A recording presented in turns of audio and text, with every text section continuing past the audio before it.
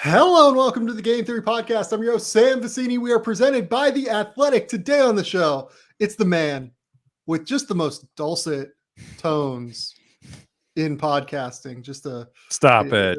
beautiful, beautiful voice. It's Kyle Mann from The Ringer. Kyle, how you doing, man? I'm pretty good. I'm just kind of trying to get my legs under me, getting ready to go. I was telling you to to the G League showcase.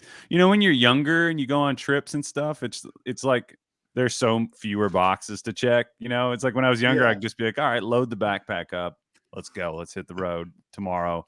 When you get, you start piling up the responsibilities. It becomes a checklist like the Nas X scroll that he drops. You know, that meme of just you got all this shit to do before you can go anywhere. But it's totally fine. But how are you doing?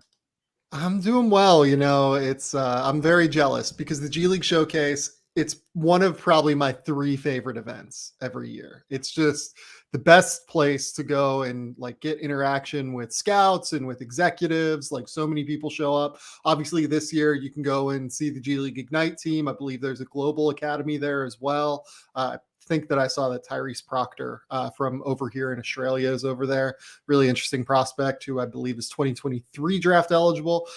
So I'm excited for you. You've never been, and I think that you're going to have a really, really great time. It's like it's Summer League has kind of turned into this just massive, insane like madhouse thing.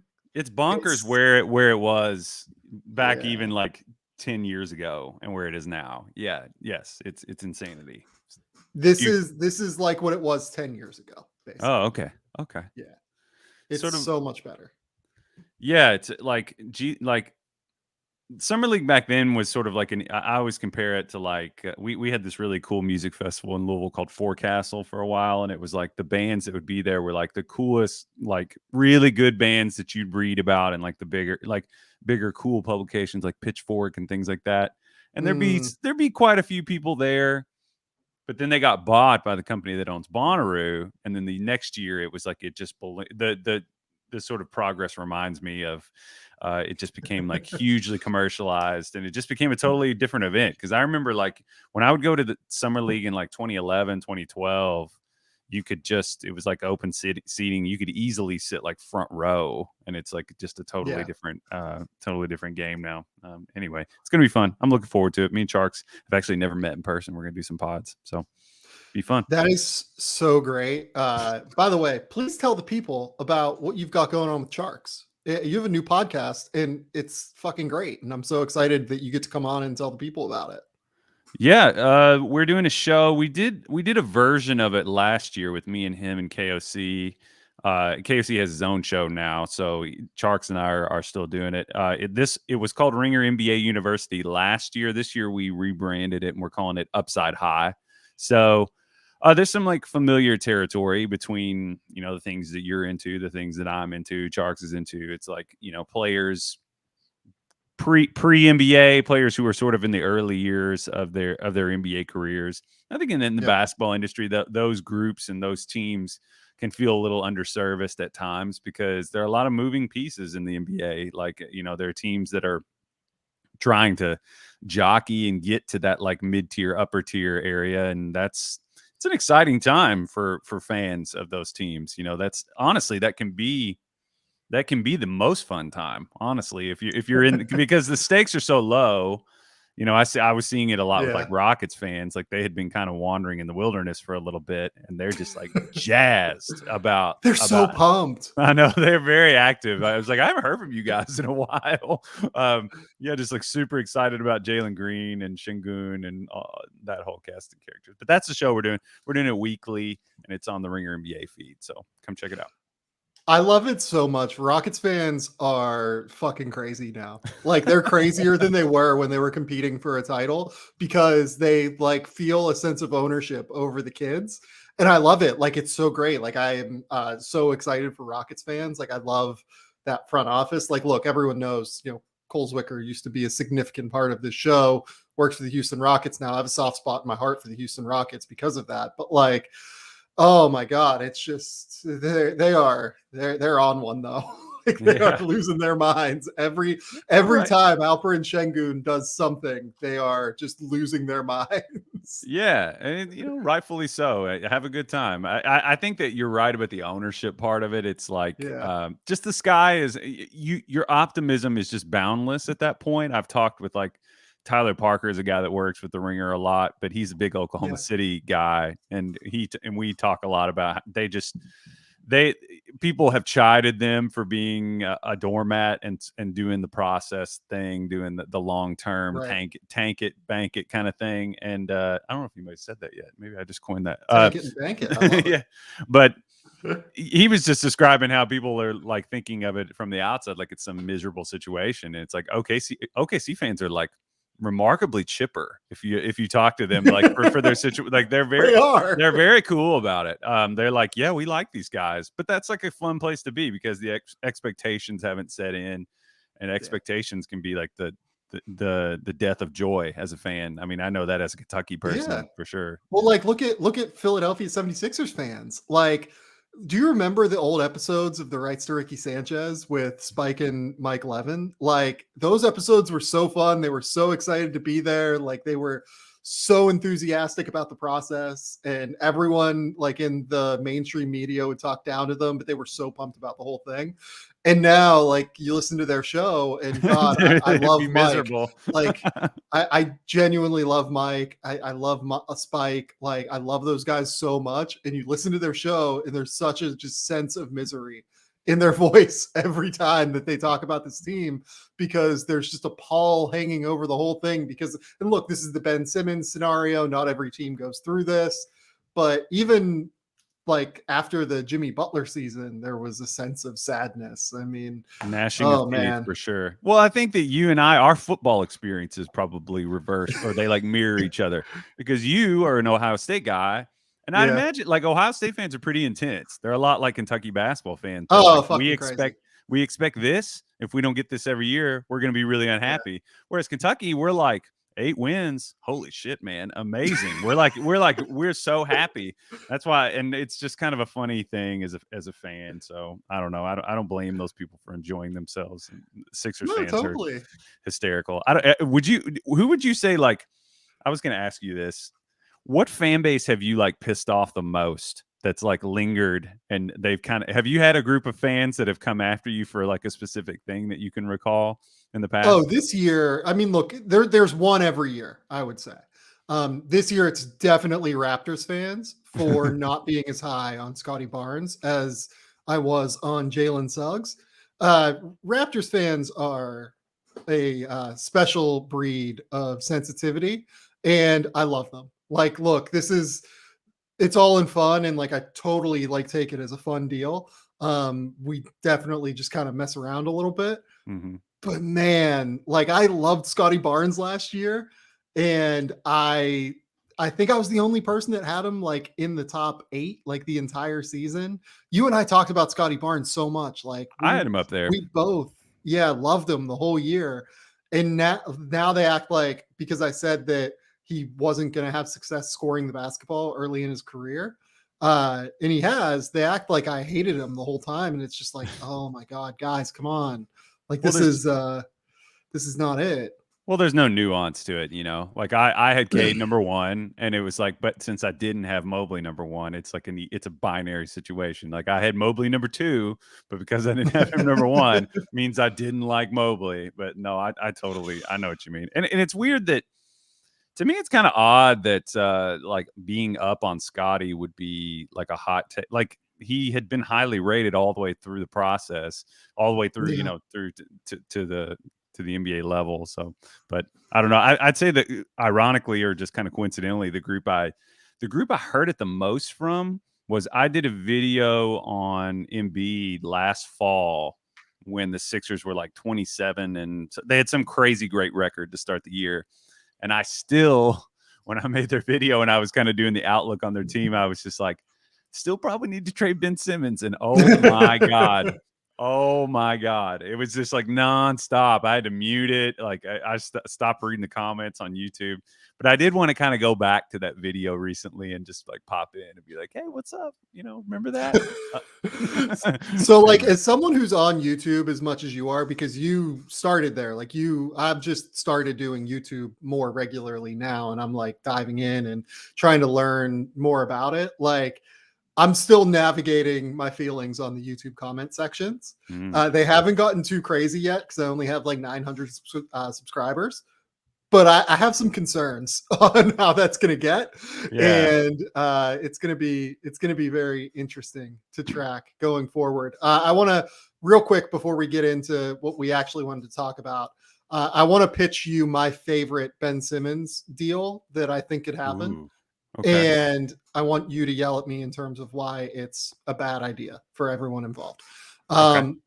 Okay, so I'm assuming that if Damian Lillard does get moved, that the Portland Trailblazers are going to be able to just get whatever they want from the Philadelphia 76ers, because the 76ers are waiting for that superstar to get on the market, right? Like I think you probably agree. You think they want Lillard is what you're implying. Like the I Sixers? think that Yeah. they That's want probably a the best star. one they could get or comparable to Yeah. that. Yeah. And I think he's probably the best one they can get. Yeah. So my idea, my fake trade that comes not from any reporting or knowledge of the situation, is Ben Simmons to Portland for Matisse Thybulle, Tyrese Maxey, or no, I'm sorry, Ben Simmons, Tyrese Maxey, Matisse Thybulle, in 3 or 4 first round picks for Damian Lillard. I think that's here's what I'll say. I'm not as high on But Lillard I as have it. more of it. I have Oh, okay. more. There's Hold more. on. Okay. Okay. There's more. Whoa. Wow. Okay. This is earth shaking. I already And kind of then tipped my hand Portland, though. but then Portland turns and gives Ben Simmons to Boston for like 3 first round picks or something like that. So essentially, Portland jumpstarts their rebuild with like 6 or 7 first round picks, Matisse Thybulle, Tyrese Maxey. I don't.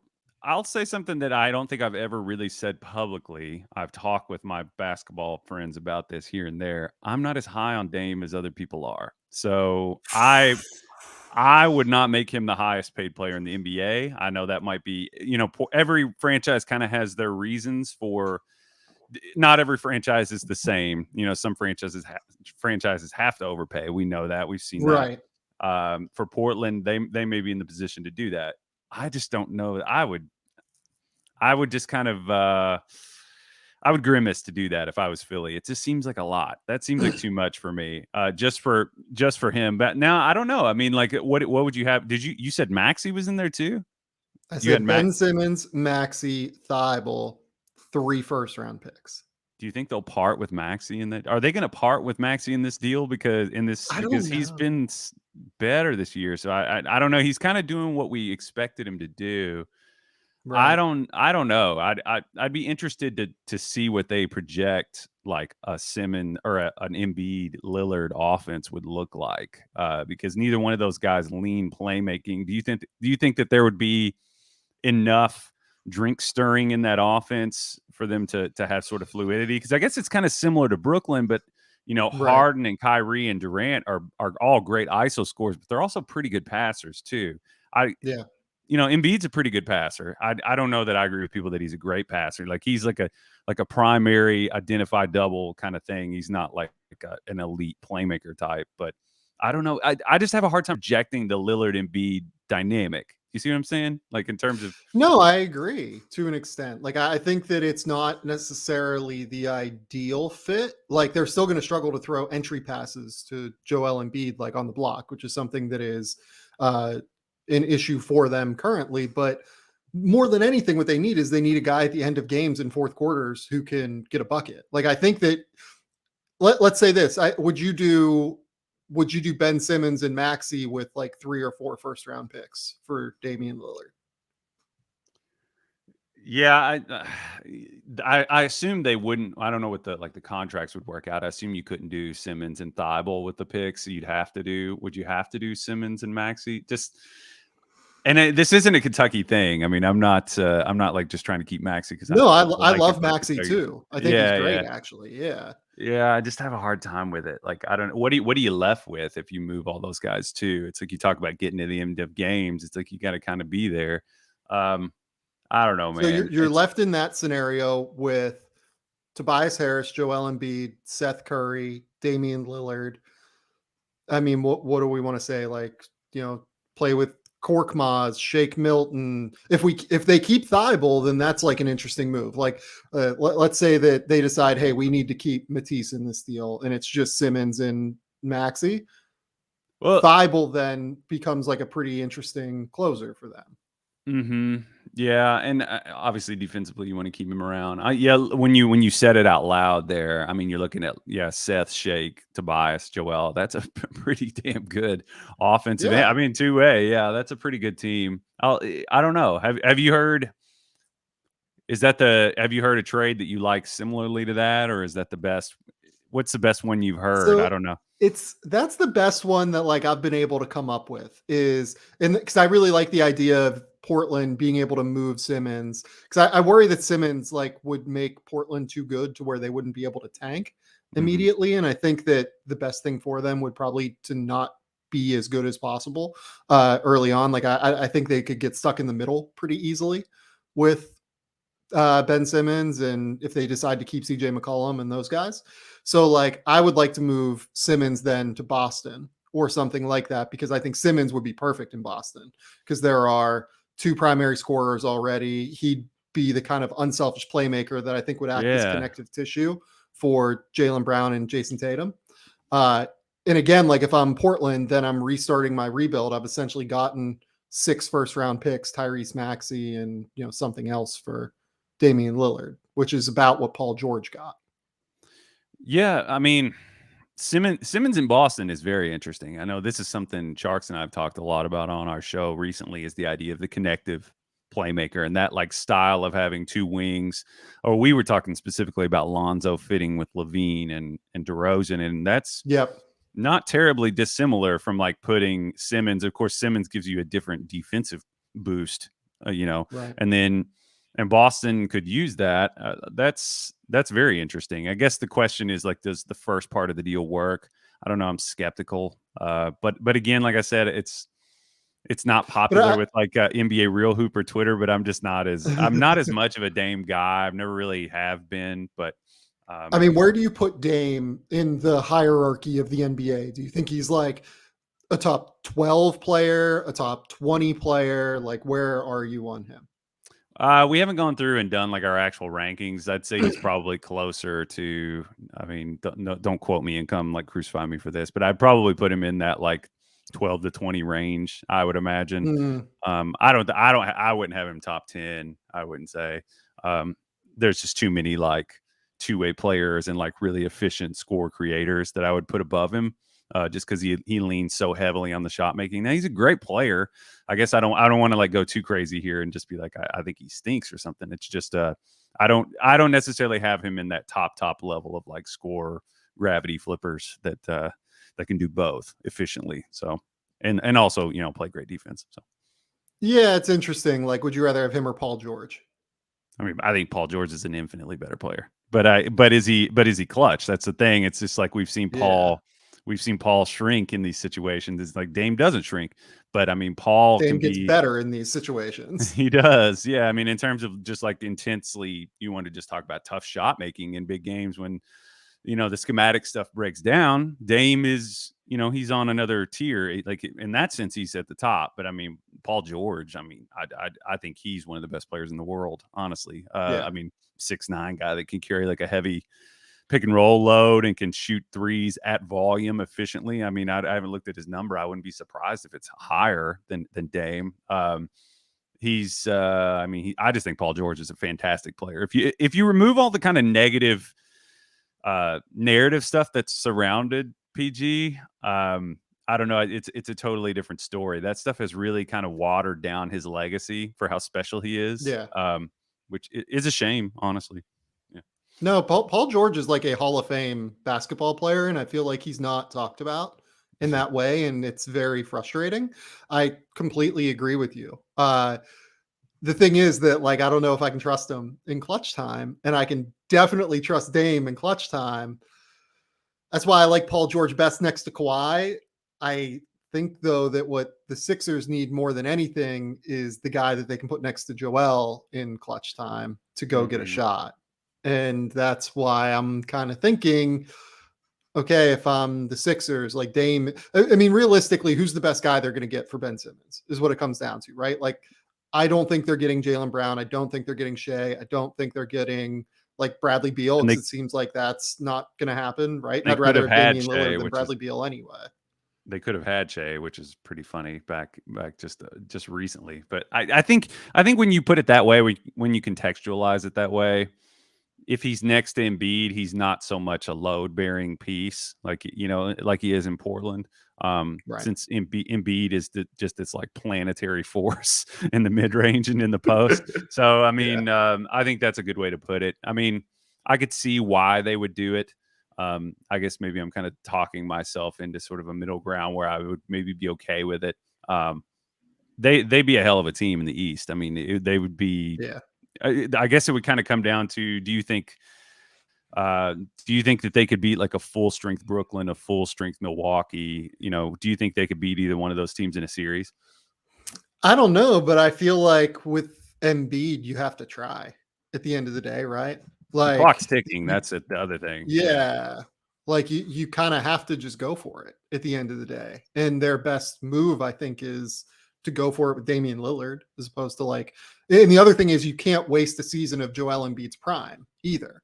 Like, I don't think that I feel comfortable with them just being like, there's no way. Like, I'm comfortable waiting until the offseason to move Ben Simmons. Like, I would not do that, because Joel Embiid is so fucking good right now. Like, he's incredible, and I wouldn't want to waste that. So, I mean, the next best guy that I've been able to come up with in terms of a deal is like Gordon Hayward. Like, if you could do a 3-team deal with Indiana. I pitched this to our friend Dave Dufour on the last show. It was like a deal centered around Simmons to Indiana, Miles Turner and TJ Warren to Charlotte. And then I love Gordon Turner Hayward. and Charlotte. Anytime anybody brings that up, I love that idea. I want to see that anyway. Yeah. And then Gordon Hayward to Philly. And then, like, obviously fill that around with picks, right? Like, that's not right in terms of value each way, but like, picks to each destination that you see fit. Yeah, I like the idea of I think that I said like drink stirring creation, basically. Like I think Hayward's a little underrated on that front in terms of like tough shot making, can like take some can ISO, can pick and roll at the end of games. He's experienced. I think that he'd be an interesting fit for them. I was looking at the percentages. Like neither Dame nor PG have shot the ball well from three this season. Paul George 31.8 and Dame 30.5. Ouchie. Well, George is taking like an insane number of contested shots, and then Dame has the abdominal injury that I think is hindering him pretty substantially. So I'm pretty ambivalent on what we've seen from both of them this year. Like, I'm not worried about it, I guess, is what I would say. Oh, sure. Yeah. I have enough faith in all those guys on that front. But yeah, Hayward would be interesting for them in that way. I've wondered, do you know if they've thought about trading Tobias? Because I've always thought that like the fluidity of sort of their lineups could be impacted by Tobias being there, because he's sort of a bigger, not necessarily stiff, but I don't know. I always kind of wondered if he put sort of a lineup constraint on their options. I don't know if they thought, like, I was thinking about a deal where he could maybe end up with the Kings at one point. I thought he'd be an interesting pickup for them, but he makes so much money too. It's kind of like harder to move him. Yeah. That's the tricky part, because like with Tobias, I agree with you. Like, I think that the ball gets a little bit sticky in his hands, right? Like, and he doesn't throw incredible entry passes. Like, I think they could have a better fit with Joel Embiid, like at the 4 spot. But I also just don't know. He's like so good that like it's hard. You can't just give him up for nothing either. And I don't know who you would move him for. Because like Charlotte, part of the reason I wonder if Charlotte might be willing to move Gordon Hayward is the emergence of Miles Bridges, along with PJ Washington's existence there, and the fact that they need a center at some point to pair with Miles Bridges, especially if you're going to play him at the 4, you need real substantial rim protection. So I kind of am wondering, like, is there a chance that like the Gordon Hayward move, he's making $30+ million a year. You're going to have to pay Miles Bridges $25 million a year, given how he's played so far this year. Like, there's no way that San Antonio, Detroit, Oklahoma City, he fits on all of their timelines. Like, they would give Miles Bridges a lot of money, I think, this offseason that Charlotte's going to have to match. So I wonder if Charlotte, given that they just extended Terry Rozier, might want to clean their books a little bit with a Gordon Hayward move.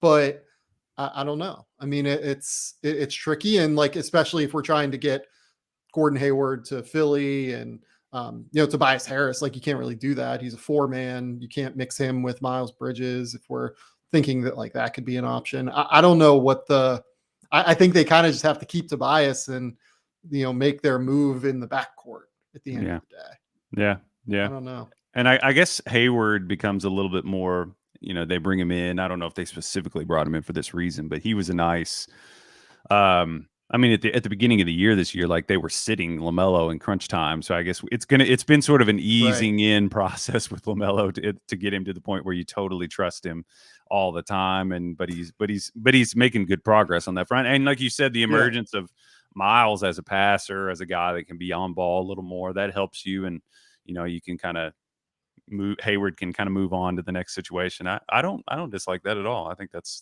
pretty interesting. The reason that I had Kyle on, though, was to talk about the things in the NBA that give us joy. We talked a lot about trades just now. That was surprising. Yeah. I was like, that wow. was my fault. No, it's okay. We want to talk about things that bring us joy and some of the teams that have brought us joy so far this season. And the team that I wanted to start with is Cleveland. I haven't talked enough about Cleveland on this show, and I just love watching the Cavs, which is such a weird thing to say given the last few years. They've been such a mess. Tortured group of fans, I would say. Yeah. And I'll be honest, like, I did not like the way this thing was heading. Like, I did not love the way that Kobe Altman seemed to be building the roster. I liked all of the individual pieces. I've longer been high on Colin Sexton than most people. I've been higher on Darius Garland throughout his NBA career than most people.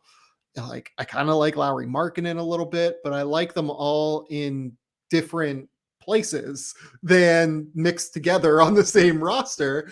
And I am stunned that this is working in the way that it is. And I think that the main reason it is the connective force that is Evan Mobley. Like, maybe the best connective tissue player, it feels like, in the NBA, because without Evan Mobley, without like this switchable 7-footer who can protect the rim and pass and play in ball screens, both as a ball handler and as a screener, and be a lob threat, who can just do literally everything on a basketball court outside of shoot efficiently, I feel like this whole thing would break down. But now with Mobley, it just actually fits together and completely works. Even these 3 7-footer lineups that have been incredibly effective with Lauri Markkanen and Jared Allen. It's a wild process in Cleveland. How much have you enjoyed watching the Cleveland Cavaliers so far?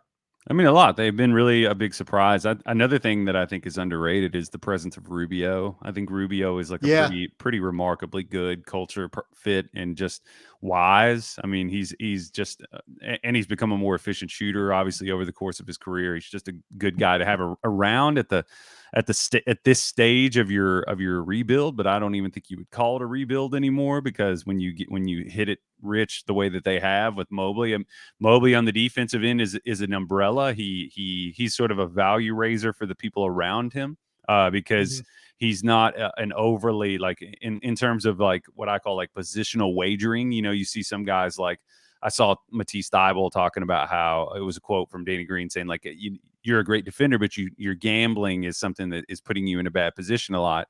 Mobley is not a big gambler because he doesn't have to be. Like, he moves so fluidly, Right. he doesn't get out of position easily. And those kind of things, you leave your teammates with the check if you're doing that a lot. Like, if you're getting out of position, then everybody else is out of position trying to cover you, and that creates fouls, that creates easy buckets. Mobley is just so far ahead on that front. Like, he's so positionally smart. If you watch him, I was sending a clip of him, like Miles Bridges, and we were talking about this on our show recently, that like Miles Bridges was attacking him, and you could just see Miles Bridges, where he normally dusted people, like makes a couple Right. shifty moves. Mobley was like matching, mirroring him, and he's significantly bigger. But he's a value raiser on that end, and then he just makes pieces make sense. Like what you were describing about pieces not fitting together. Mobley, some teams will have good pieces. I think about like the Lakers back in like the mid 2010s, when they had all those guys that were like, I like these guys. Why do they suck so bad? Why is this so not fun to watch? Why is this the worst offensive team I've ever seen? And then those guys go on to do other things. It's like a show that sucks with a lot of great actors. You're like, why did Right. that? And then we watch the Kings try to play a Luke Walton offense, and Yeah, we see how yeah. that works. Yeah, but then we see it. It's like, well, why did that show not work? And then all those actors go on to be in other great stuff. So it's like sometimes the context isn't there, and it's like what you were talking about. Like I've said over and over again, Cavs fans that know me, you're probably sick of me saying this, but I despised the Garland Sexton fit. I didn't know what the hell they were doing. I don't even know long term if it's going to continue to be a thing. But the luxury that they have is there's not crazy pressure on that dynamic. Like that's what the presence of Mobley has done. So they could potentially make a move down the road here, or and then they have a Coro sitting in the wings, literally here, like an investment that could just go to the moon and is a quality Yeah. on-ball defender. The Cavs went from, I see how it went for them, and then I see, like, for a team like we were talking about OKC, who is just kind of like have all these weird pieces. I made a video recently Right. about how they have weird pieces. You can like make sense in a hurry if you can get a context changing player like Mobley, which is what he is. And context changing players to that extent come around, like in the two-way sense that you were talking about describing. Right. I mean, 15 years. I mean, like it's like a very rare thing. Chark said he thinks he could be the best player in the NBA someday. I was like, I don't know if I'm ready to totally get there, but he can be pretty fucking good, man. I mean, like he's pretty, his impact is I was high on him, and I think I underestimated him. Sorry, I really kind of monologued there, but I mean, he's it's crazy what they've done. It's really impressive. No, I'm in the same boat. Like I loved Evan Mobley coming in. I said this is a multi-time. I would, if the over/under is 1.5 All NBA teams for Evan Mobley, I said I would take the over, and I still underestimated him. I think. Like I feel pretty good about him being a top 10 player in the league at some point.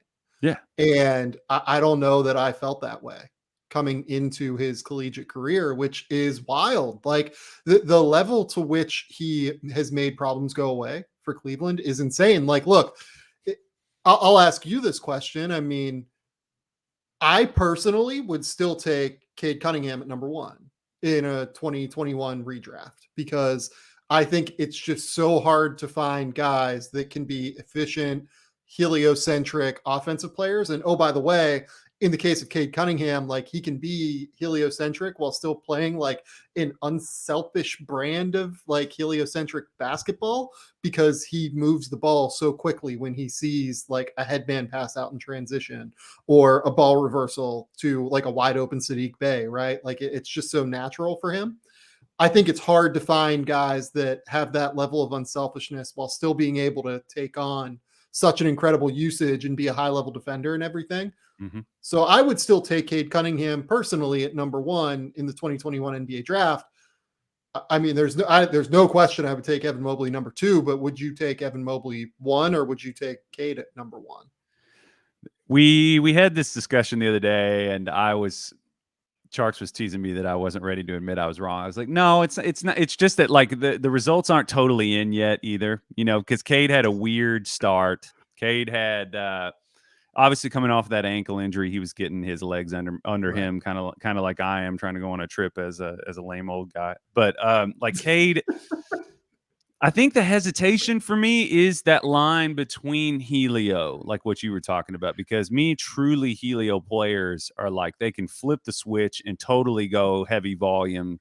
I I am going to get us offense, and everything that I don't get, I can flip. Like when I say gravity flipper, for people who listen to your show are smart, they know what I'm talking about. But like it's like, Right. of course, that implies that it's a smart concept. I'm just anyway.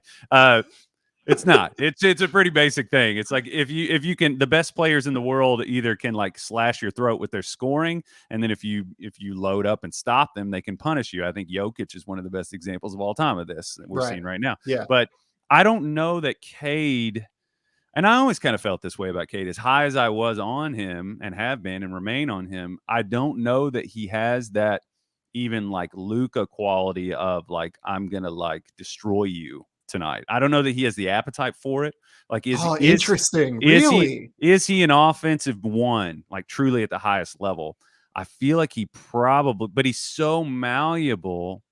And it may come down to a question of where do you think the efficiency is going to get to? Because the Yeah. pull-up shooting has been a little, it's been a little better lately. I was watching some of his tape from, might have been last night. I never know what day it is, but he was attacking the basket pretty comfortably, confidently. I think he's going to get there as a scorer. I just kind of wonder if he's going to be sort of a guy that's paired with another primary, and like another big time scorer. Um, Yeah. but he's super malleable within, modern offenses have that interchangeability at the 1, 2, 3 spots. And you see like the pick and roll is part of it. But I feel like we were kind of moving into an era now where it's like, the handoffs into, they mask pick and rolls, and you like to have interchangeability there. And you would have thought that Detroit was going to have that with Killian if he can hit a shot, or Sadiq, who's had an abysmal shooting year too.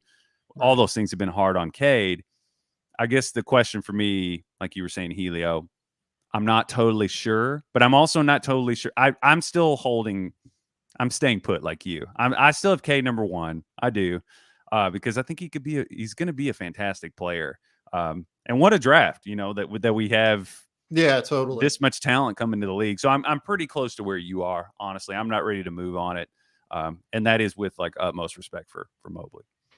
Yeah, no, and like you bring up the idea of whether or not Cade can be heliocentric. Like I don't, I'm not worried about the pull-up shooting. I'm not worried about his ability to get to the rim. I actually think his handle, it like translated in a way even better than what I thought it would.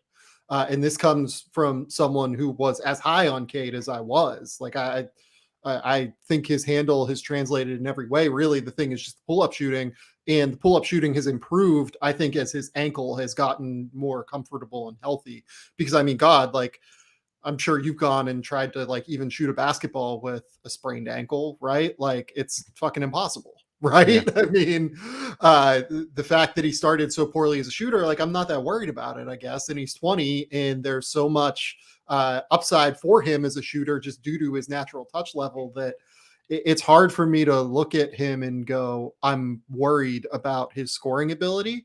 We know that he can pass. Like anyone that watched him at Montverde knows the vision is there. I think the Detroit situation is just a fucking disaster to the point where like the fact that he's as good as he is insane to me. Oh yeah. Um, like Jeremy Grant, like like really good player, not a passer, like not an unselfish player, like just a guy who's a really good defender who is now turned into a shot maker and a driver who can attack closeouts and be as strong as a cutter as he's always been and get his 20 points that way. Mm-hmm. Killian Hayes is not very good. Like, let's Yeah. just, kind of say what it is, right? And they're playing him as much as they are. Hamidou Diallo, like you and I think both reasonably like Hamidou Diallo is a Yeah. rotation player in the NBA, but not a shooter, right? Um, Isaiah Stewart doesn't have that gravity yet as a shot maker away from the basket. And frankly, like I love Isaiah Stewart. I love his defensive intensity. I think he's like a great culture guy to have around for Detroit long term.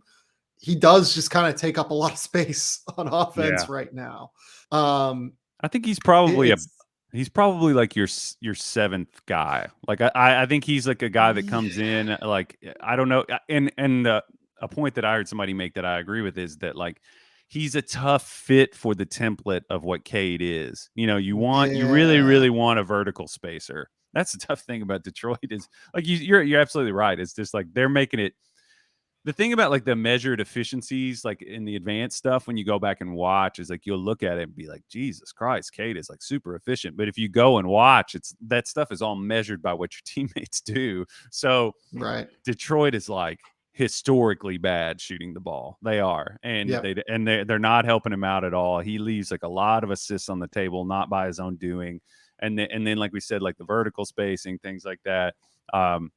It's it's tough for him because and it's been impressive. Like I agree with you on this front too, that like he's been as good as he is. All the other stuff is there. Yeah. Like the defensive positional savviness is really good. It's been there consistent.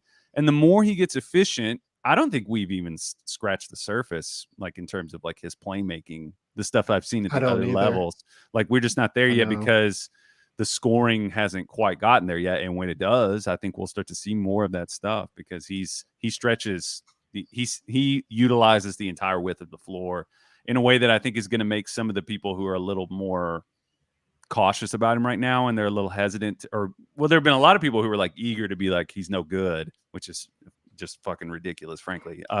Right. That's just not like paying close enough attention to me because all of those other things have to kind of Right. lock into place and then we'll see full Cade, in my opinion. Yeah, no, we have gotten like 30% of like fully operational Cade so far, which is terrifying. It feels like, Mm-hmm. but we started this conversation on Cleveland, and I want to move back to them quickly because I think that the thing that's making their offense work. I mean, this was a disaster offense the last 2 years, and the leap that Darius Garland has made is just unbelievable to me. Mm-hmm. I do wonder if part of it is the confidence level of not having a Colin Sexton out there because his playmaking and passing ability has taken a pretty real jump out of pick and roll, particularly. Like he's averaging over his last like 12 games, he's averaging like 4 assists per game to Jared Allen, and like what 3 of those per game are lobs out of pick and roll, right?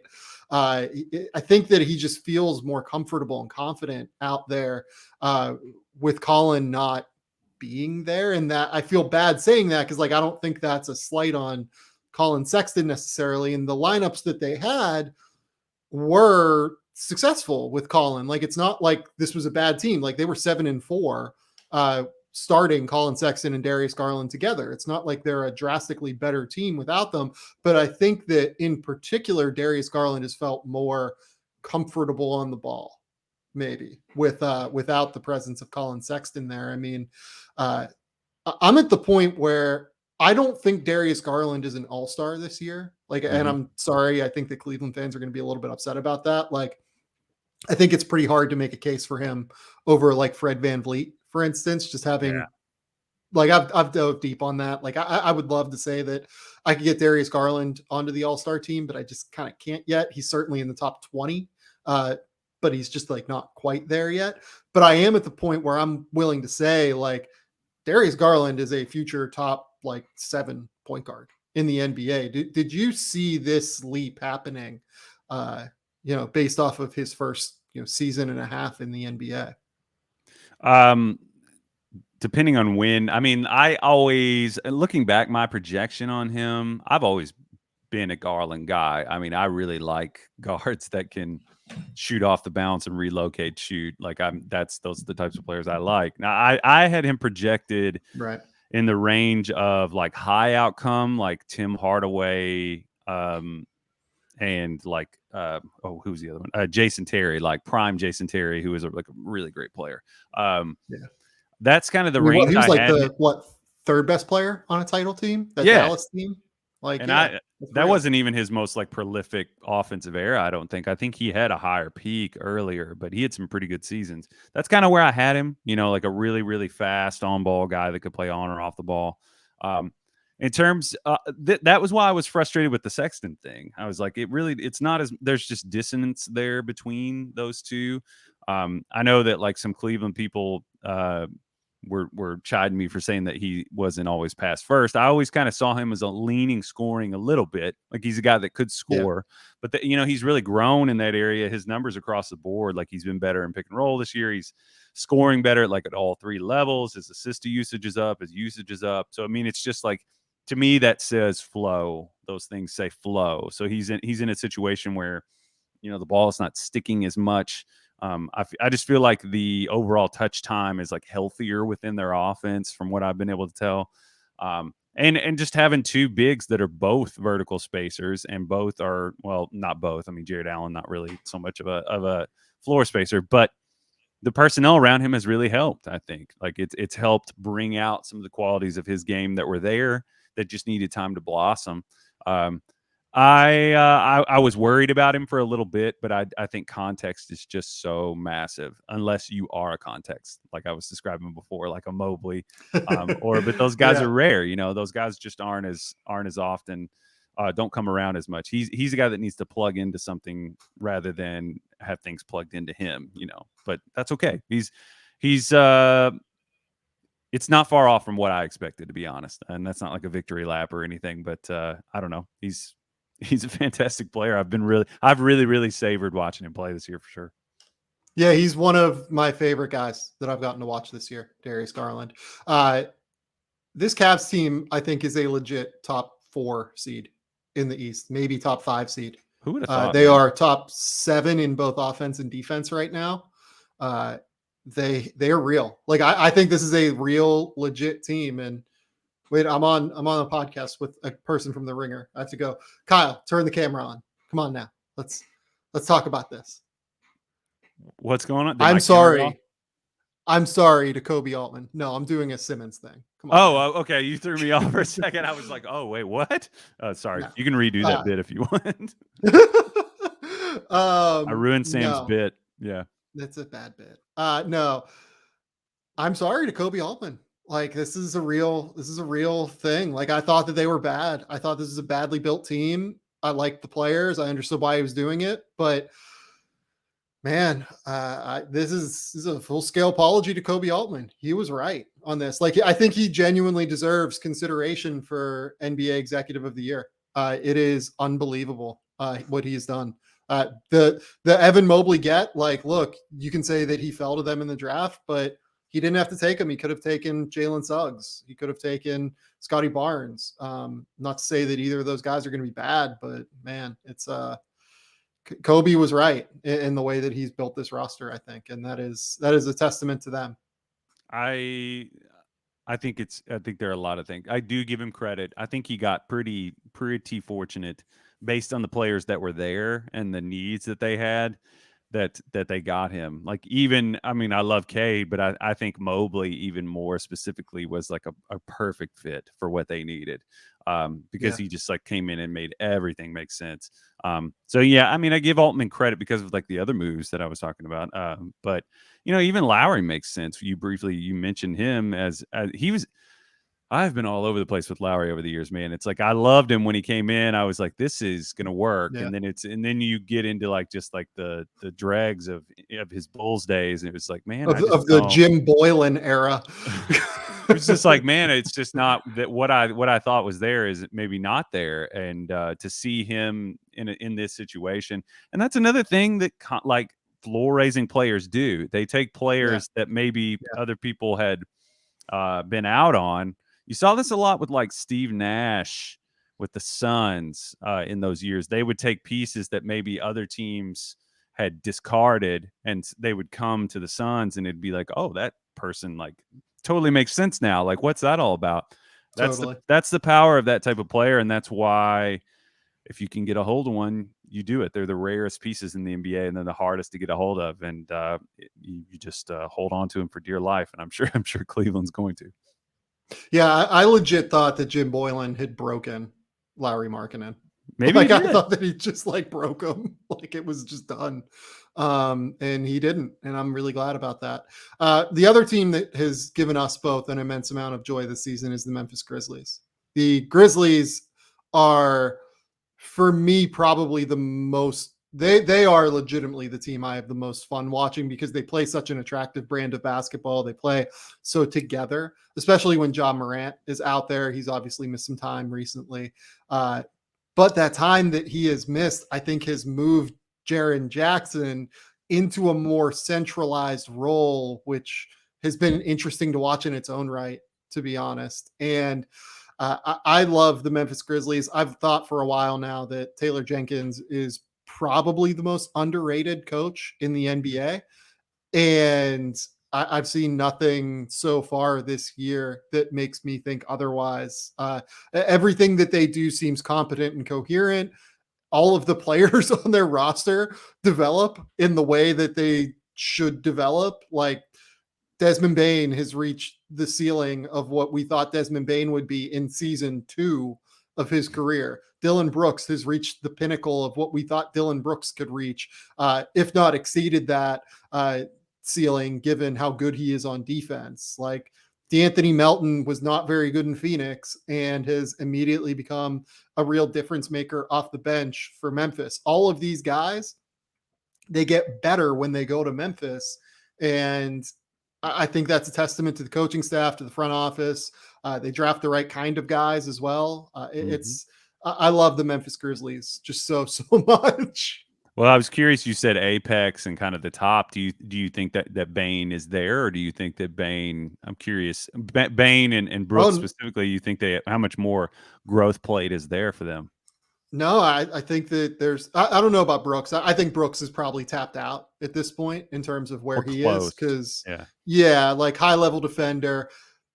The problem with him is that he's always going to be a iffy shot selection guy. He just doesn't have the like vision in passing, I don't think, to where he's going to be like a real difference maker. Where like the next level for him would be top 40 player in the league. He's probably a top 60 player, top 70 player already, I think, given the 3-point shooting, the defensive value and everything. He's an above average starter, right? Yeah. Something along that line. Desmond Bane, I think Desmond still has a little bit of ceiling. I think he's better with the ball than Dylan Brooks is. Like, I think that obviously he's a 40% 3-point shooter. Defensively, he's always going to have the inherent limitation of his wingspan, but he's so physically strong. And I think that like that just really allows him to get into guys' space.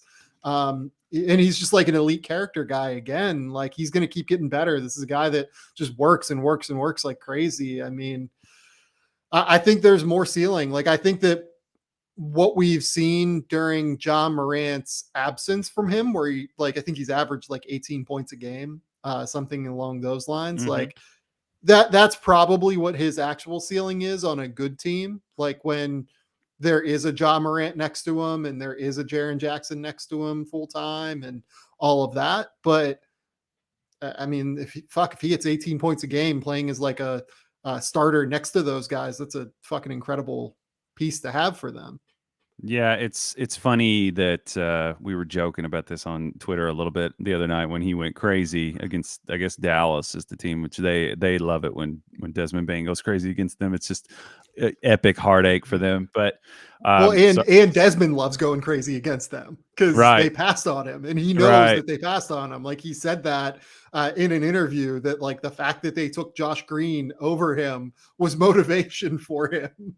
Right, and all those teams, like that one, I'll never I just will never understand how he fell as far as he did. But I do think that like the on ball, creating his own shot, we saw some of that in summer league. It was sort of jarring to be like, oh man, if he has this frontier on his radar that he could go in this direction. That's a pretty amazing player. But I think you're probably right. Whenever we think about players, sometimes we think about like what's the max that they could do. I think Jeremy Grant's a good example of like what you were talking about. Like if a player thinks of themselves in a certain way, Julius Randle is this way too. They like have to be a primary. They're kind of stubborn. Roll stubborn is a word I use a lot. That like if they have to be that way, then maybe their limitations as a player will be a little bit lower. But like a Bane, this is probably close. Maybe he could go to a worse team and pump up the counting stats a little bit. That's possible. Yep. But I think if you think about like in the winning context, I had an interesting stat. I was kind of looking at their like with Morant, without Morant stuff. Now I think some of the sample is a little tricky here. I think people will at a glance be like, Morant's down. Okay. I think that him being out is kind of can be a blessing in disguise because you get reps you might not have gotten otherwise. You're not just going to sit Ja Morant, but like from the beginning of the season to the 26th when he got injured, they were allowing 1.06 points per chance defending all picks, which was worse than the NBA. From the first game he was out until now, that number went all the way to 0.797, which is best in the NBA. So they literally went from 30 to first. But that's Yeah. because they've been playing teams that were without players, overall, but they can just put a lot of physical defender combos out there, man. It's really wild. There's that too, and there's the Dylan Brooks factor too, because Brooks missed a lot of the early season and True. has been available for most of this time. So I would say that probably plays a significant role as well. But it's, I mean, like your point is like kind of that Ja Morant is a poor defender in ball screens, which is accurate. I mean, he's not a very good defender. He dies on the screen a lot.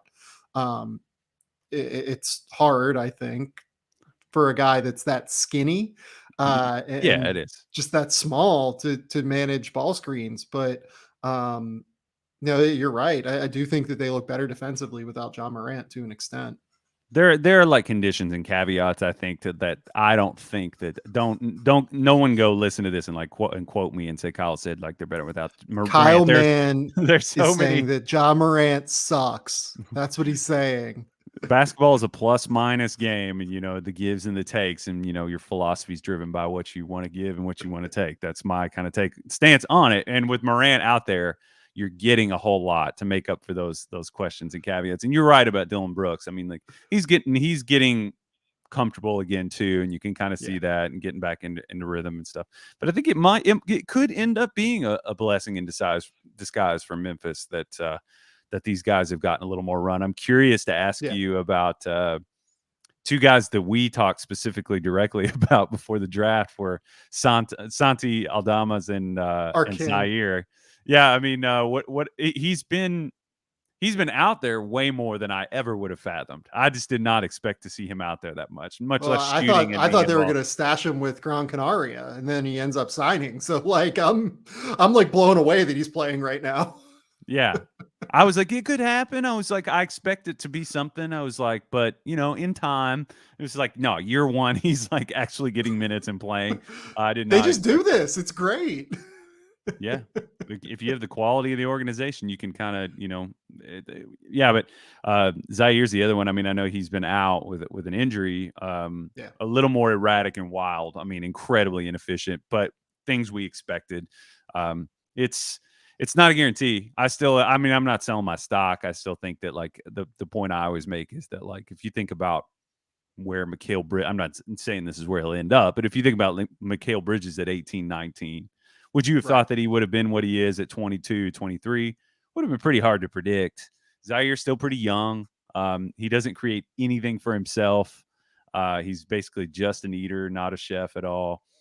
So that's one to keep an eye on. I definitely have kind of watched because I put my own neck out there a little bit on that prediction, but they have a lot of, like you said, Memphis is well run, and because they don't whiff on those chances, they just have a lot of kind of seeds planted that are could go somewhere. Yeah, we'll see. Well, and I think for them too, I think that Zaire was the right pick because they have enough like relatively lower upside wings that we know are good already, right? Like we knew after last year Desmond Bane was good. We knew that Dylan Brooks was good. Kyle Anderson is a completely awesome league average wing, right? Mm-hmm. Like they have sheer competence there already. What they need more than anything next to Ja Morant is like a shot creating wing. And typically when you're drafting at 17 originally, and then you move up to 10, essentially in order to draft a Zaire Williams, or, maybe they would have taken a Franz Wagner if he would have fallen to 10. Maybe they would have taken someone different depending on how the draft board had fallen. But when you are in that range, let's say 10 and lower, and you're trying to draft a difference-making wing who can be a shot creator, you're going to have to draft young and you're going to have to go through bumps. Like it is what it is, right? Like you're just going to have to deal with the growing pains that come. And with Zaire, there's always going to be growing pains. I guarantee you that Memphis went into this year thinking that Zaire Williams was not going to play in their playoff rotation, right? Like anything that they got in addition to that was going to be gravy. Like they were going to be fucking ecstatic if they got anything from him this year. And I think they think the same with Santi Aldama. Like you and I both loved Santi because of his dexterity and his coordination, his hand-eye coordination, particularly. His feel for the game is just fucking outstanding. But like he has significant work to do on his body. Like he's 6'11", 200 pounds. Yeah. And those guys take time. Zaire Williams is 6'9", 180 pounds. Like those guys take time. And in the case of Memphis, I think that their organization has earned the benefit of the doubt when it comes to drafting guys like this and letting them grow and mature. And clearly everything they've done, every button they've pressed from a development standpoint has worked thus far under this front office and under the Taylor Jenkins coaching staff. So yeah, I think that Zaire Williams is still the pick that I would make for the Memphis Grizzlies, even though, you know, Chris Duarte would probably help them immensely right now. Right now, Chris Duarte is also 2 years older than Jaren Jackson. I think like 3 years older than Ja Morant. Oh yeah. So like he's like barely on their timeline in terms of age is the crazy thing. So like I think he's legitimately like 2 years older than Desmond Bane, despite the fact that Desmond Bane was a 4-year college player at TCU that entered the NBA a year earlier than Chris Duarte. Yeah, I mean, I wouldn't be surprised if Duarte is like older than Jason Tatum. Let's see, he's 24 and a half years old. Yeah. So yeah, and I mean, Dez is what, like 22 and a half, 23 and a half? Yeah, like in that range? Something like that. But I think you're right. They've totally earned the benefit of the doubt. I mean, big shocker to draft nerds are praising the Grizzlies, but I mean they're an organization that doesn't. You see this a lot. Like we have this problem where like teams just get caught looking backwards so much in terms of like their holistic way that they think about the game, like the things that work, where the game's going. And I don't think that Memphis has suffered from that. And I think that that's why a player like Bane would fall. I think that's why a player like Xavier Tillman would fall or things like that. It's just like value being placed in the wrong areas for people and those kind of inexplicable things that happened. I'm speculating. That's my theory as to why those things happen. It's just kind of like flawed, outdated thinking, not being they think this is the way we've always done it, and they're not quick to kind of start over in the process of way they think. Like, you know, well, like and here's the thing with Memphis too. I think Memphis does a better job of doing this than any organization. I think that they do a better job of mixing the old school scouting stuff with new school analytics. They identify players that are really interesting and that have produced at an exceptionally high level, while also mixing that with the old school scouting stuff of drafting just fucking good people. Like they don't draft people that don't work. They don't draft people that like are shitty to be around. Like they don't take the risk of the guy that, you know, people have off the court questions about, right? That's just not what they do. So I think that it's a combo of, the draft Twitter new school thinking mixed really well with like the old school, we don't take shitheads thing, you know? Yeah. And like I think that's a recipe for success that like more teams should copy, frankly.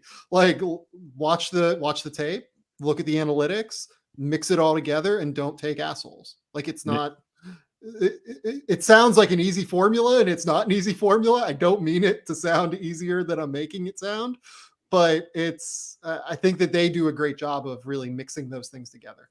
Well, yeah, that's what you're describing is the starting point, and then all the work comes afterwards. And I think historically, I think something that people underrate is the people, like in terms of like the players, like the all-time great players. You know, if you look down through there, it's like all those guys like at the top of those conversations are pretty bright guys. They're pretty driven, you know, in that way. And I think that, you know, I'm sure there's all kinds of like psychology that goes into that for how they do their process. I have no clue, but they're They're a team that I guess the question would be: do they need one more like high impact piece, or do you think that they're going to kind of hover in that Utah zone where they have like a lot of good pieces but missing the like huge difference maker? Because Utah has Yeah. kind of floated in that range for a long time. You know, Donovan's kind of on the cusp of it, like on the cusp of like breaking out and becoming that guy. Yep. Whether or not he can, I guess that's the question for Memphis. And then if you're drafting in the area where it's, you know, they're not despicable, they're not going to be in the conversation with the OKCs, with the Houstons, like the guys, the teams that could get those swings to get that type of player. How do they get them? Are they going to make a move to get a player like that? Because to me, I kind of feel like that's the next thing for them. You know, that now that they've got that foundation there in terms of their like personnel acquisition and how they draft. Right. Um, do you agree with me that like where do you think they are in terms of like their timeline? Like, is this enough to kind of get them to the level they want to get to? No, I think they need one more, which is Yeah. why like I liked the Zaire Williams move. Like go get your upside swing that you think maybe can be that guy, right? But additionally, I think it speaks. I think that the Jonas Valanciunas move they made this summer speaks to the fact that they might feel that way as well, right? Like you go out and you trade one of, for my money, like the 6 best centers in the Yeah. NBA last year for Steven Adams to move up in the draft twice in the 2021 draft. And then you pick up an additional future first round pick, which gives you another asset in your war chest to play with down the road whenever you have to try and acquire that last guy. So I think that, look, this doesn't come from having talked to Memphis at all. Like I don't know if they think they have enough. They might think that, Mhm. um, but Maybe their Ja's that actions, guy, but I mean, I'm not totally sure yeah. about that, but he's yeah, or Triple But you J. know We'll what? see. Yeah, Even if he is that guy, even if he is like a top 5 player in the league at some point, they still probably need another guy, right? Like even under the best case scenario, they still probably need another guy because Giannis Antetokounmpo is fucking incredible. Like Kevin Durant's fucking amazing. LeBron and Anthony Davis is like unbelievable, right? There are always going to be these teams that have another top 5 guy that might beat you. Denver, for instance, has Nikola Jokic, one of the best big men offensively in NBA history, and Jamal Murray, and whatever Michael Porter can be, and Aaron Gordon. Like they have all of these dudes. I think that Memphis still probably needs one more. And like I said, like I think that their actions over the course of the last year and a half indicate that they think they need one more as well. sure. Um, the last thing that I want to ask you about is I want to finish some draft stuff. Okay. Where are you at? Like, give me, who are you guys? Come on, tell me what's going on in the world of Kyle Mann. Uh, I haven't. I don't know that I have. I told you, you're probably ahead of me. I've been kind of trying to get my bearings back because I finished a pretty long project like near the beginning of the season. I usually use that time to kind of round all those things into shape. I mean, I'm like Well, a lot of and people. like I we mean, were both tired. Like that's the thing. Like it's been a pandemic for a year and a half. We were both tired. extremely tired. Yes, I think. And you had a child in this mixture too. Well, yeah, I had him. We had him in 20. My wife had him in 2020.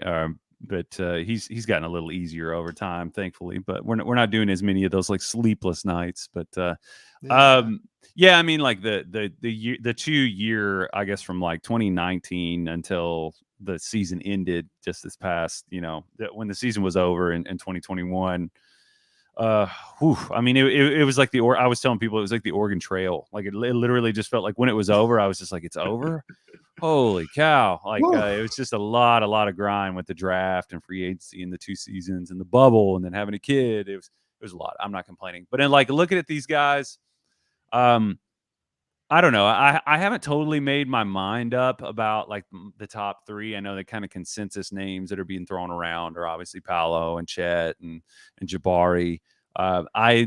I would probably I have my kind of caveats with Paolo as much as I love him. I've liked him a lot for a while. Yeah. I kind of wonder about his upside as like a guy who could really punish you as a playmaker. Like I'm pretty confident about him being like a Blake Griffin guy that can like either abuse like weaker threes and like blow past five. Like I like his strength to I like his quickness to power. Like I think that he's going to be a great shot creator. I definitely think he's in like that lineage of Carmelo, the even going back to like the Bernard King type of guy. Like he's just physically very put together and very coordinated. And if he's gonna like shoot triple pull-ups like he has been, it's another conversation. Chet is a thing, is a question for me, and you can speak to this too. I think his body is just going to kind of loom over this conversation with him because I'm confident about how tough he is. I'd like to see him shoot it a little better, but I mean, defensively, he's really active. Can he stay healthy? There's just all kinds of questions at the top. I don't know. Who are you leaning towards as like the apex prize in this? I'd flip it back on you. Oh, that's gross. That's just mean. You did it to me. I did it to you. It's true. The more that I've watched these guys, the more I kind of think that if Jabari Smith puts it all together, I think he might be the one. He could. He is arguably the best shooting 6'10" and taller guy I've seen, just point blank as a prospect. He's are you unbelievable. Are you not counting guys that were like before you? Because I mean, Durant is the guy on that front for me. Yeah. Like I mean, like in the last 8 years that I've been doing this, cool, right? Cool. Yeah, Kevin Durant, I think probably takes the mark for being the best shooter, big, like in the history of the game, probably. Right. You mix that with his mobility defensively. He seems to have pretty good instincts defensively, like not, outlier instincts, but good enough instincts. The thing that I just don't trust him enough with right now is the ball handling. Right. But out in transition, you can see some like grab and go potential. You can see some like when he's out in open spaces, like he actually does really make some shit happen. You mix that with the shooting, and if he can like handle the ball, I mean, he's defensively really active too. Yeah. I'll posit a question to you that I talked to with a mutual friend of ours about in 10 years from now. I mean, what do you say the certainty level is, or percentage chance that Jabari is better than Paolo? I mean, do you feel pretty confident about that? Probably 50-50, to be honest, in terms of the percentage chance. But I think that if it happens, honestly, like it might even be less than that. Like it might be like 45%, 40% that Jabari Smith ends up better than Paolo.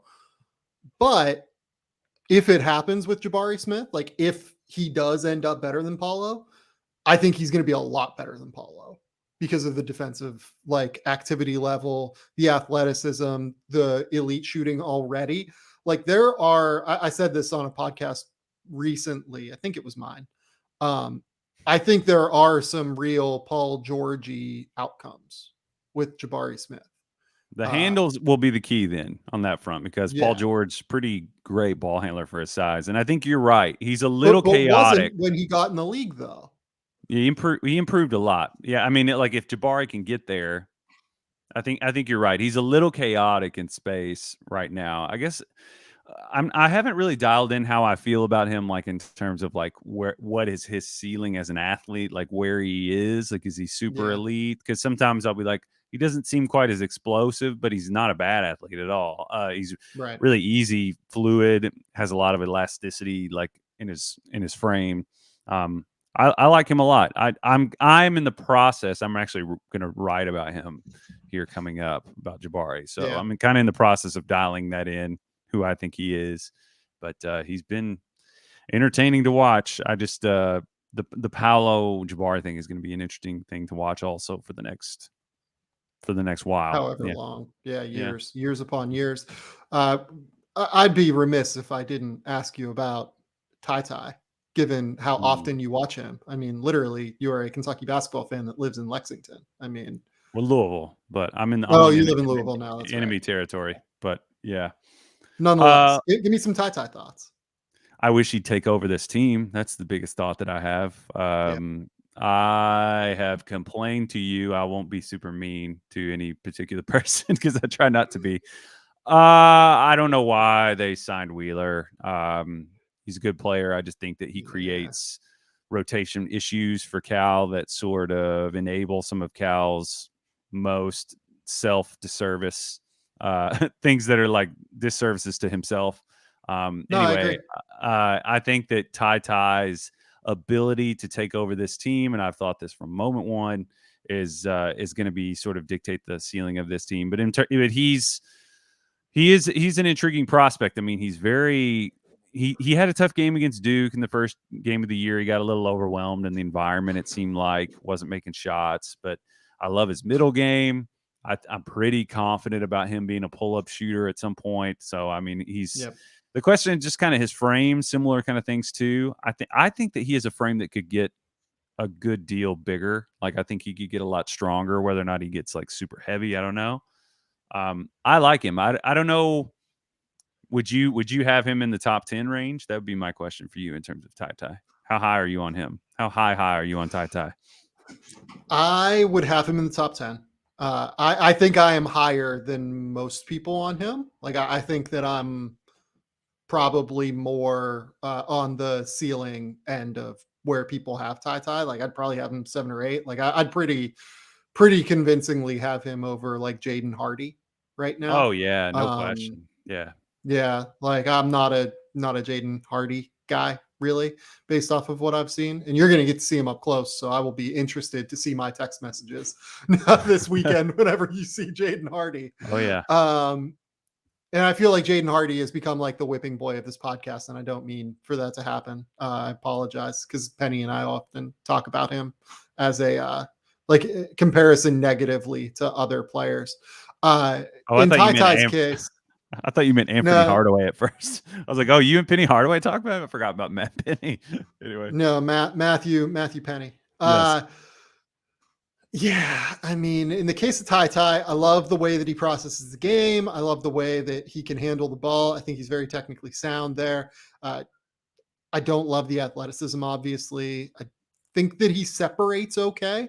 Like, I think that he has a good enough change of pace to where he will be able to separate, especially once you move him into more wide open spaces.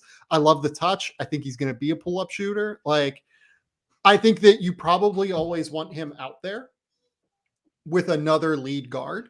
Mm-hmm. Hopefully that lead guard can be a shooter, or maybe you have him out there with, Paul George continues to be the guy that we bring up, right? Like, Mm. I would love another pick and roll ball handler, like creator out there with TyTy at all times, basically.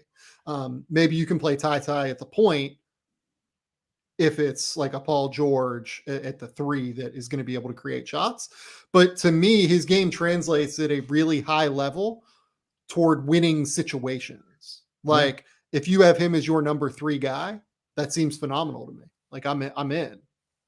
Yeah, I think that's a good point. I think that like if you can get these kind of shifty, smaller creators next to that can kind of swim around a big shark, like even a Giannis, just sort of like a player that can carry a lot of, Right. or a Luca, or you saw that some with like Seth Curry, Trey Burke. Those guys had some Oh success God. next to Luca, like that type of He'd situation. be so good next to Luca. That is Yeah. such a great call. I hadn't thought about that yet.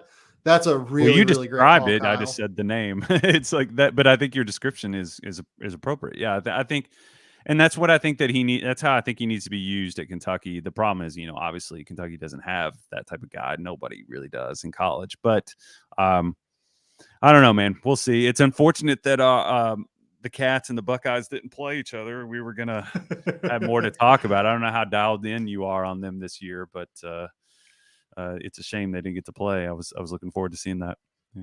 Well, were you going to go because you were going to be in Vegas? Well, I discovered we planned the G League trip. We were like, okay, we're gonna go to this, and then I was looking at the schedule. I was like, holy shit! I was like, Kentucky just happens to be playing in Vegas, and I was telling Yeah. my boss. He was like, right. He was like, yeah, coincidence, right? Because everybody teases me. A total coincidence that Kentucky's out there at the same time. I was like, yeah, I'll just go a day early, go see the Cats for sure. I don't know. I have no confidence that they'll even beat North Carolina. I'm not one of those like sunshine pumper teams or like fans. I'm like on the opposite end. I'm like arguably like a lot harder on Kentucky than other teams just because I just get so Yeah. you get in the doldrums. It's like every team. It's like I'll find reasons to kind of complain, but I don't know. a spoiled college basketball fan complains. There's a headline that everybody wants to hear. So anyway. Oh my God. The final question is always, Kyle, what movies have you watched? I mean, come on, like you work for The Ringer. You have to have dove deep in the pop culture world here recently. Yeah, like, dude, I used to think that I was like somebody that was like into music, into movies, and then like you get to The Ringer and it's like there's like 10 people for every subject that know everything about it. And you're like, oh, I don't really know that much about music. Oh, I don't really know. Yeah. Like my coworkers will suggest bands and I'll be like, totally off my radar. I used to like I think can't, I can't do the music thing. Like I just can't. It's too wide. It's too like there's too much to find, I feel like, in the music stuff. it is. It's hard to keep up with, honestly. And there's so much that I've missed in the past that I enjoy kind of like just rooting around in discographies that I just missed because there's just an infinite amount of it. In terms of movies, I've been to the theater twice lately, like in the past month or so. I saw Dune. I love Dune. Thought it was awesome. Really great Yep. theater experience. Went and saw The French Dispatch with my wife and a Yep. couple friends, and I enjoyed that. Yeah. I enjoyed. Have you seen both of those? I have seen both of those. French Dispatch is the last movie I've seen in the theater. So yeah. Yeah, and we watched King Richard the other night. I like that more than I even expected. I thought it was a pretty good movie, just a good sports movie. And Yeah. then I really want to see Licorice Pizza. Yeah. That might be number one on my list right now that You I have to saw it? see. Oh, you No, need to. I haven't seen it yet. Yeah. It's not only am I someone who really enjoys Paul Thomas Anderson, although like maybe not as much as like the cult of Paul Thomas Anderson like seems to enjoy him. I really like him, like love his movies. Like I love There Will Be Blood. Um, really like The Master. Was a little bit lower on Phantom Thread. Like good movie, not like one of the best movies of the year. I didn't think.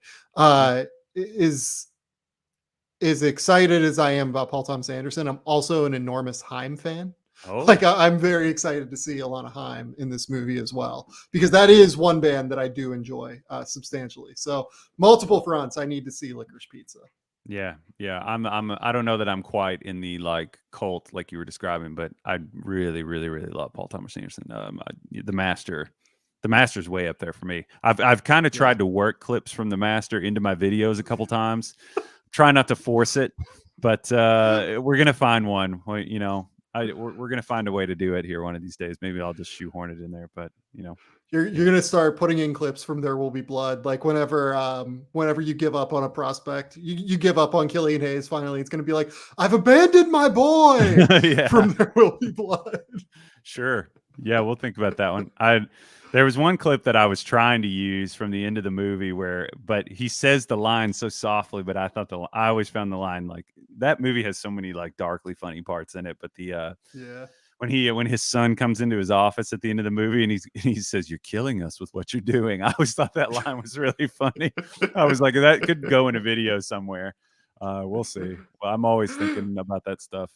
So Oh my God, it's the best. Kyle, tell the people where they can find your work on YouTube, on The Ringer, everywhere. Please tell the people what's going on. Well, my digital domicile, I would say, is YouTube. So you can just go to YouTube. YouTube. Holy cow, that Kentucky caricature just popped out of me. I don't even know. I'm tired. I don't even know what that was. YouTube on the Ringer. I recorded a voiceover the other day, and I said Mortensen. I like said the word Mortensen, and he was like, "You're skipping the T in the word." I was like, "Oh, I'm country." Like Mortensen. Like I'd notice that sometimes.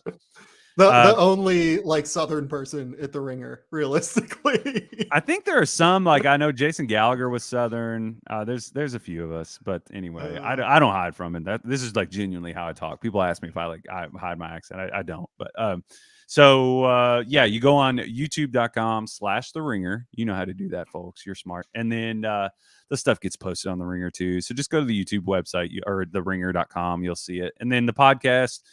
Wherever podcasts, what's the phrase? Wherever you get your podcast, but it's on Spotify. So we prefer you listen to it on Spotify, but give us a name. Is it? I believe it's on the Ringer NBA feed, right? it is. The show's called Upside High. So the artwork, we just got our artwork, and we're ready to roll. Awesome. Go subscribe to the YouTube channel, Game Theory Podcast with Sam Vecenie. You will get to watch Kyle and I. This is going up on Monday. We just kind of ended up working this time in because Kyle's going to be in Las Vegas, and the holidays are coming up, so I kind of wanted to bank a show and everything. So go watch Kyle and I. You get to see his face, because I feel like you don't often, your videos are only sometimes with your face. So I'm the disembodied voice. Sometimes I show up. Sometimes Sometimes you show up, sometimes you don't. But now you get to watch Kyle's no longer disembodied voice. It is a face that has an actual voice. You also get to watch my face, which I'm sorry about, but it's tough. I get it. The hairline is a disaster, but hey, what can you do? Go subscribe to the YouTube channel. Go subscribe to the podcast. Leave ratings and reviews. Apparently, you can leave ratings and reviews on Spotify now, which is a thing that you should do. Please go leave ratings and reviews there for the Game Theory Podcast. We will be back later this week with more, but until next time, we will talk soon. Bye.